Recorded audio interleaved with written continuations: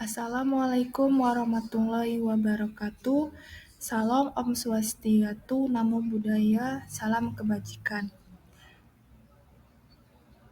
Saya Atia Nur Amali, NPM S1H024008.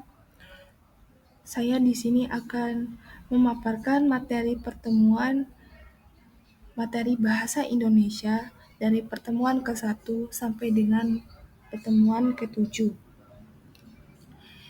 Di sini saya akan memaparkannya dalam bentuk PowerPoint, tetapi dikarenakan laptop yang saya gunakan kameranya tidak berfungsi dengan semestinya, jadi mohon maaf Bapak jika tidak ada tampilan diri saya di presentasi ini.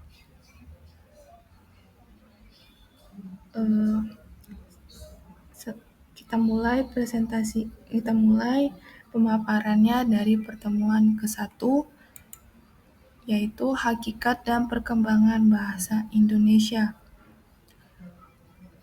Hakikat dan perkembangan bahasa Indonesia ini akan saya sampaikan mengenal hakikat bahasa Indonesia, bagaimana kedudukan dan fungsi bahasa Indonesia, juga bagaimana perkembangan bahasa Indonesia itu. Langsung saja ke mengenal hakikat bahasa Indonesia. Jika menurut Kamus Besar Bahasa Indonesia, hakikat adalah kenyataan atau fakta yang sesungguhnya. Kenyataan dalam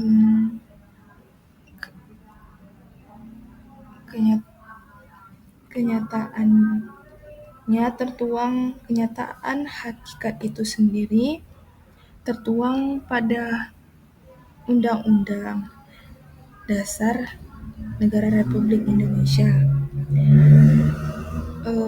Dan fakta yang sesungguhnya itu adalah fakta bagaimana bahasa Indonesia digunakan.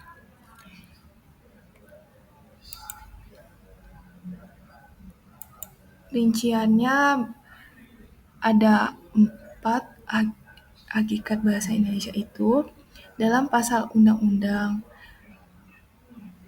Hakikat tertuang di nomor 24 tahun 2009. Dan hakikat bahasa Indonesia adalah salah satu dari banyak varietas bahasa Melayu yang bahasa Indonesia diresmikan sebagai bahasa nasional setelah proklamasi kemerdekaan Indonesia. Bahasa Indonesia berfungsi sebagai bahasa komunikasi kedua bagi sebagian warga negara Indonesia. Begitulah hakikatnya. Kemudian, bagaimana kedudukan dan fungsi bahasa Indonesia? Kedudukannya itu tertuang dalam hal undang-undang, dan fungsinya digunakan, dan fungsi itu merujuk pada digunakannya bahasa Indonesia. Kedudukannya tertuang dalam bab 25 pasal 36, yaitu bahasa negara ialah bahasa Indonesia. Kedudukan bahasa Indonesia sebagai bahasa nasional memiliki fungsi, yaitu lambang kebanggaan kebangsaan, lambang identitas nasional, alat penghubung antar warga, antar daerah, dan antar budaya, dan alat pengembangan kebudayaan, ilmu pengetahuan, dan teknologi. Kedudukan bahasa Indonesia sebagai bahasa negara memiliki fungsi di antaranya bahasa resmi kenegaraan, bahasa pengantar dalam pendidikan, alat penghubung pada tingkat nasional, dan alat pengembangan kebudayaan, pengetahuan, dan ilmu teknologi. Bagaimana perkembangan bahasa Indonesia dari sebelum Indonesia, dari terbentuknya. Perkembangannya itu sebelumnya perkembangan yang dimaksud yaitu perubahan yang maju, proses terbentuknya dari awal hingga saat ini.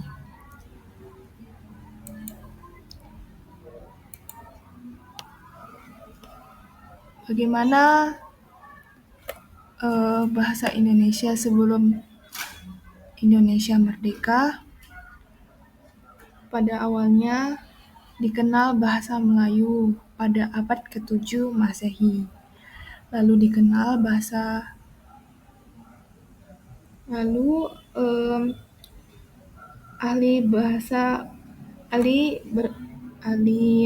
bahasa berkebangsaan Belanda melakukan penyempurnaan ejaan. Lalu dilanjut pada tahun 1928 diikrarkannya dalam Sumpah Pemuda. Dan pada tahun 1938 Kongres Bahasa Indonesia yang pertama di Solo menyarankan agar ejaan Indonesia lebih banyak diinternasionalkan. Dilanjutkan bagaimana bahasa Indonesia sesudah Indonesia merdeka. Maka inilah awalnya, yaitu dibuat Undang-Undang 1945, lalu ejaannya dibuat oleh Soewanbi pada tahun 1947, yaitu cirinya yaitu penggantian huruf E menjadi U. Lalu dilanjut ejaan pembaharuan oleh Profesor Prijono pada tahun 1957. Cirinya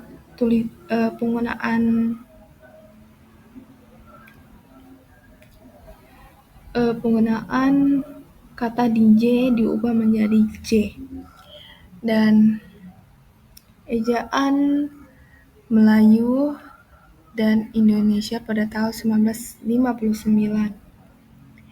Cirinya yaitu penggunaan kata TJ dituliskan dalam kata C.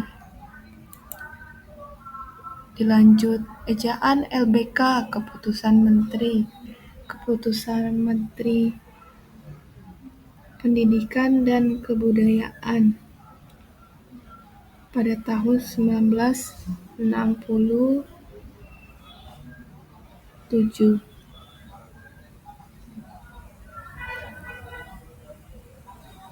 Dilanjutkan dibentuk ejaan bahasa Indonesia yang disempurnakan, lalu disusun program pembakuan bahasa Indonesia secara menyeluruh pada tahun 1975. Lalu pedoman umum ejaan yang disempurnakan pada 1988. Lalu dimuat edisi ketiga dan diterbitkannya pada 2009. Lalu dibuat pedoman umum ejaan bahasa Indonesia tertuang dalam Permendikbud pada tahun 2015. Lalu diganti dengan nama Pedoman Umum Ejaan Bahasa Indonesia PUEBI pada 2016. Lalu penyempurnaan Pedoman Umum Ejaan Bahasa Indonesia pada tahun 2021 dan 2022. Berikut itulah bagaimana perkembangan bahasa Indonesia itu, dan dari sebelum Indonesia merdeka dan sudah Indonesia merdeka, juga bagaimana kedudukan dan fungsi bahasa Indonesia itu tertuang dalam Undang-Undang Dasar. Assalamualaikum warahmatullahi wabarakatuh. Salam Om Swastiastu, Namo Buddhaya, Salam Kebajikan. Di sini saya akan menyampaikan materi pertemuan kedua, yaitu materi sikap berbahasa Indonesia. Sebelumnya, marilah kita telusuri apa itu sikap berbahasa. Sikap berbahasa yaitu peristiwa perasaan seseorang terhadap bahasa sendiri atau bahasa orang lain dalam wujud menerima atau menolak. Jadi bisa dikatakan sikap bahasa ini ada yang positif, seperti sikap bangga, dan sikap negatifnya seperti mengejek. Marilah kita masuk ke pembahasannya. Pembahasan di sini ada menelusuri ciri sikap bahasa, kemudian komponen sikap bahasa, dan jenis sikap bahasa. Sikap bahasa memiliki ciri. Ciri sikap bahasa ialah kesetiaan bahasa, yaitu menggunakan bahasanya dengan mempertahankan bahasanya. Kemudian kebanggaan bahasa, yaitu menggunakan bahasanya sebagai lambang identitas. Kemudian kesadaran adanya norma bahasa, yaitu dalam wujud menggunakan bahasanya dengan cermat dan santun. Kemudian sikap bahasa memiliki komponen. Komponen sikap bahasa ada komponen kognitif, hubungan pengetahuan dengan alam sekitarnya.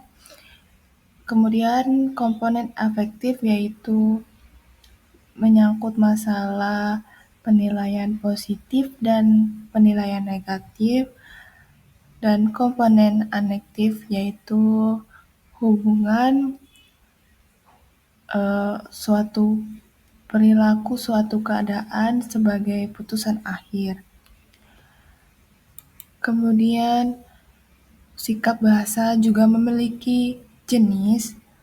Jenis sikap bahasa ada sikap kebahasaan, yaitu menggunakan ejaan yang disempurnakan atau disebut EYD, dan sikap non-kebahasaan seperti sikap politik, sikap estetis, sikap sosial. Itulah tadi mengenal sikap bahasa. Mungkin itu saja yang dapat saya sampaikan. Terima kasih. Assalamualaikum warahmatullahi wabarakatuh. Salam Om Swastiastu, Namo Buddhaya, Salam Kebajikan. Di sini saya akan menyampaikan materi pertemuan ketiga, yaitu materi teks akademik.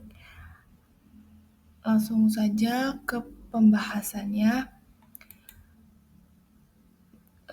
Pembahasannya dimulai dari mengenal teks akademik, lalu bentuk tulisan ilmiah, dan sistematika tulisan ilmiah. Mengenal apa itu tulisan akademik. Tulisan akademik ini untuk mengkaji suatu permasalahan dalam lingkungan akademik. Suatu permasalahan ini dilakukannya mengkajinya dengan melalui proses penelitian atau proses kajian, dan dengan menggunakan bahasa baku dan metode ilmiah atau saintifik.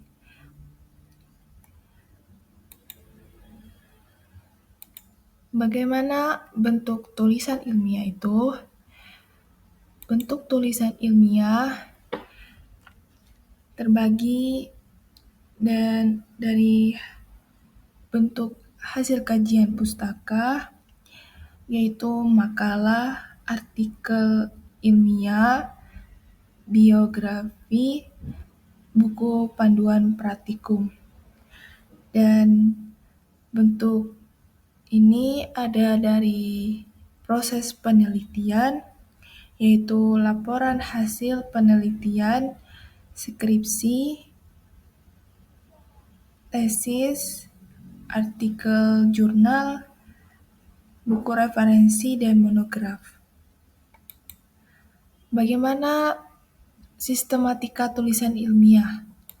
Sistematika tulisan ilmiah terbagi dalam dua aspek, yang hasil kajian pustaka memiliki sistematika, halaman judul, abstrak, kata pengantar, daftar isi, pendahuluan, landasan teori, metode penulisan, pembahasan, simpulan, dan saran, dan daftar pustaka di terakhirnya. Jika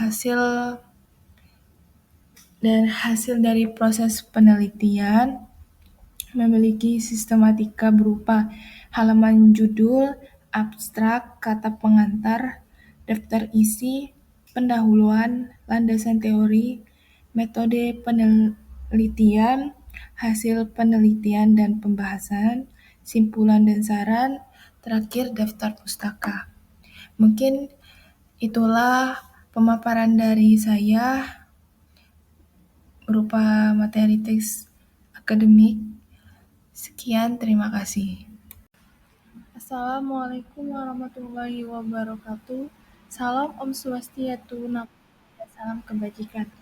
Di sini saya akan menyampaikan materi pertemuan yang keempat, yaitu menjelajahi dunia pustaka dari berbagai sumber referensi digital.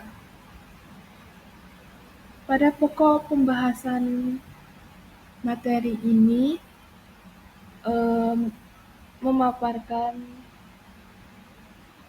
sumber referensi digital.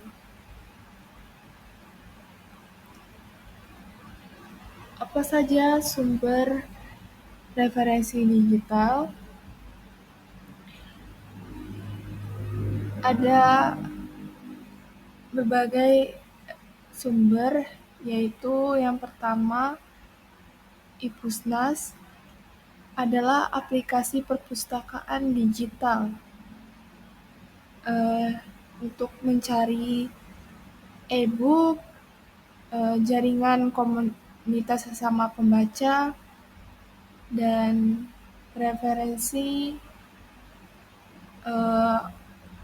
untuk penelitian. Dan PDF Drive ialah aplikasi yang menyediakan e-book secara gratis. Kemudian Mendeley, yaitu platform yang membantu dalam membuat citasi atau kutipan dan membuat daftar pustaka. Mendeley ada beberapa macam, ada 3 macam, yaitu Mendeley Desktop, Mendeley Web, dan juga Mendeley Reference Manager. Kemudian ada Taylor and Francis. Ini merupakan penerbit yang telah berusia lebih dari 225 tahun, menerbitkan buku, jurnal, baik tercetak maupun digital. Kemudian dilanjut ada Library Genesis, ialah aplikasi pencari artikel ilmiah dan buku. Kemudian Google Trends, ini adalah tool milik Google yang dapat digunakan untuk menemukan topik sekaligus kata kunci yang tepat. Kemudian ada Open Knowledge Maps, dan terakhir FVOS Viewer. Itu saja pemaparan dari saya berupa materi sumber referensi digital. Sekian dari saya akhiri. Wassalamualaikum warahmatullahi wabarakatuh. Assalamualaikum warahmatullahi wabarakatuh. Salam Om Swastiastu, Namo Buddhaya, salam kebajikan. Di sini saya akan menyampaikan materi pertemuan yang kelima. Materinya adalah teori presentasi ilmiah. Di teori presentasi ilmiah akan membahas hakikat presentasi ilmiah, juga komponen presentasi ilmiah dan alur presentasi ilmiah. Bagaimana yang dimaksud hakikat presentasi ilmiah itu? Hakikat presentasi ilmiah itu merupakan keterampilan berbicara secara lisan di depan umum untuk menyampaikan gagasan atau pendapat dari hasil temuan penelitian, pemikiran kritis, atau informasi dalam dunia akademik dan pendidikan. Baiklah, itulah hakikatnya. Itulah pengertian dari presentasi ilmiah. Presentasi yang hebat terjadi, presentasi yang baik jika terjadi audiens dapat memahami pesan dari komunikator. Lalu bagaimana komponen presentasi ilmiah? Komponen presentasi ilmiah disusun ada 3 komponen, yaitu pertama media, yaitu bahan tayang, komunikator, yaitu orang yang memberi pesan, dan juga audiens, yaitu orang yang menerima pesan. Bagaimana alur presentasi ilmiah? Presentasi ilmiah mempunyai alur di awal, yaitu pembuka. Pembuka ini akan menjadi kesan pertama bagi audiens, maka dari itu pembuka haruslah yang menarik. Kemudian bagian isi, bagian ini akan menyampaikan berupa pendahuluan atau latar belakang, pemahaman, metode penelitian, dan penyelesaiannya. Kemudian diakhiri dengan penutup. Penutup ini berupa kesimpulan dan pernyataan penutup. Baiklah, itu saja materi yang dapat saya sampaikan mengenai teori presentasi ilmiah. Assalamualaikum warahmatullahi wabarakatuh. Salam Om Swastiastu, Namo Buddhaya, salam kebajikan.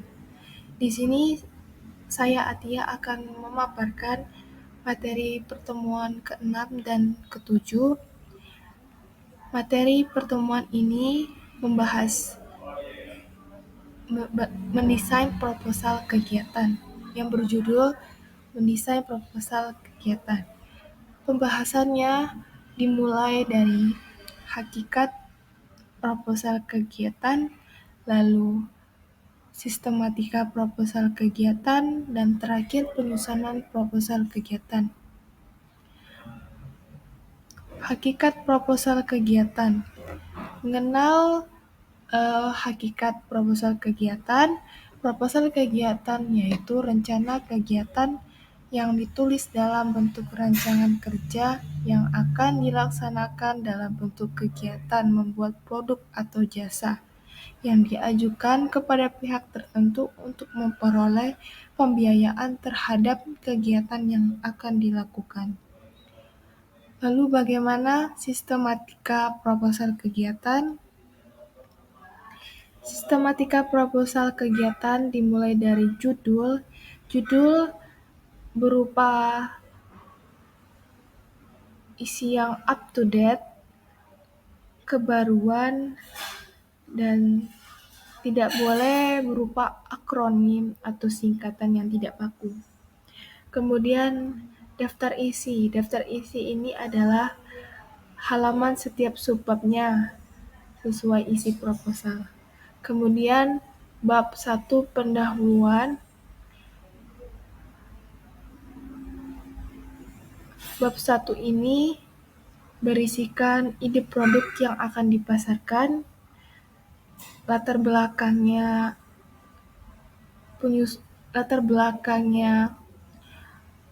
bisnis, latar belakangnya usaha yang akan latar belakang usaha dijelaskan pada bab ini.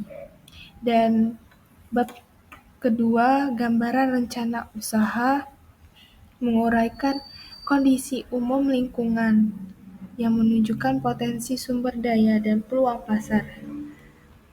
Lalu bab 3, metode pelaksanaan, menguraikan teknik atau cara membuat produk komoditas usaha, mengemas dan memasarkannya sekaligus tahapan pekerjaan dalam pencapaian tujuan program. Bab keempat, yaitu biaya dan jadwal kegiatan, menuliskan rincian anggaran biaya yang dibutuhkan dan jadwal kegiatannya. Dan terakhir, daftar pustaka. Daftar pustaka ini sebaiknya menggunakan format American Psychological Association. Kemudian lanjut pada penyusunan proposal kegiatan. Penyusunan proposal kegiatan ini adanya observasi lapangan, yaitu sebaiknya nama produk yang akan kita pilih itu nama produk yang ada di masyarakat dan bahasa yang digunakannya. Kemudian penyampaian persepsi. Penyampaian persepsi ini dari hasil observasi. Lalu menyusun proposal kegiatan. Susunan proposal ini sesuai sistematika PKM yang berlaku saat ini. Lalu terakhir, presentasi proposal kegiatan. Presentasi ini dapat kita lakukan sebaik mungkin dengan media bisa menggunakan Canva sebagai PPT untuk presentasi. Mungkin cukup sekian penyampaian materi dari saya. Mohon maaf jika ada salah kata dan kekurangan. Saya akhiri. Wabillahi taufik wal hidayah. Wassalamualaikum warahmatullahi wabarakatuh.